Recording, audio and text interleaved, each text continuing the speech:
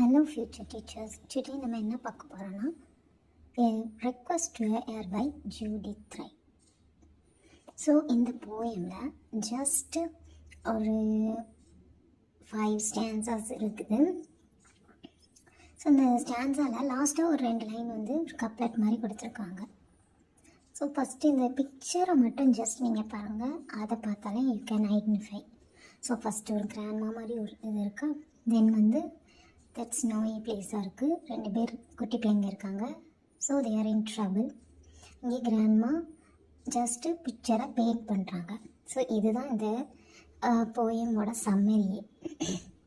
First ஸ்டான்ஸால் if the year is meditating a suitable gift I should like it to be attitude of my great great grandmother, legendary devotee of the arts. So இதில் வந்து Judith right வந்து ஒரு narrator பேசுகிறதா சொல்கிறாங்க. So வந்து narrator வந்து ஒரு இயரை வந்து ரெக்வஸ்ட் பண்ணுறாங்க. என்னென்னா, எனக்கு வந்து என்னோடய கிரேட் கிரேட் கிராண்ட்மதர் மாதிரி வேணும், எனக்கு ஆட்டிடியூட் வேணும், நான் வந்து அந்த மாதிரி இருக்கணும். அந்த மாதிரி அவங்க வந்து நல்ல ஆர்ட்ஸ், டிவோட்டி ஆஃப் ஆர்ட்ஸ்னால் நல்ல வரைவாங்க. ஸோ நல்ல கலைத்திறனுடையவங்க.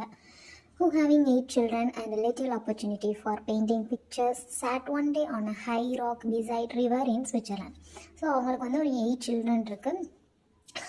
ஆப்பர்ச்சுனிட்டி பெயிண்டிங் பிக்சர்ஸ் வந்து உங்களுக்கு வந்து பண்ணுறதுக்கு ஆப்பர்ச்சுனிட்டிஸ் இருந்துச்சு.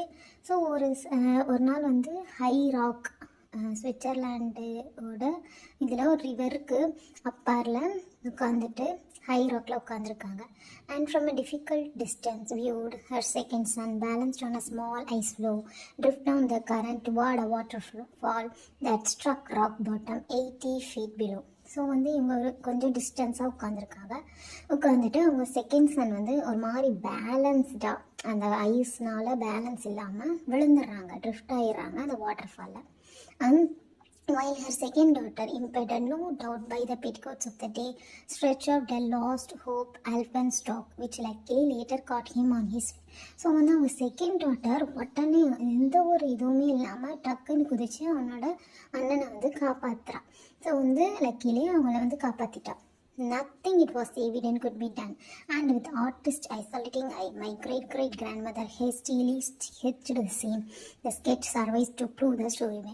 ஸோ வந்து எந்த ஒரு எவிடன்ஸுமே இல்லை இந்த ஸ்டோரிக்கு, ஆக்சுவலாக அந்த இன்சிடெண்ட்டுக்கு. ஆனால் எங்கள் கிராண்ட்மதரோட ஆர்டிஸ்டிக் ஐ வந்து என்ன பண்ணுச்சுன்னா, டக்குன்னு அந்த ஸ்கெட்சை வந்து பெயிண்ட் பண்ணிட்டு ஆக்சுவலாக அந்த சீனையே அப்படி வந்து பெயிண்ட் பண்ணிட்டாங்க.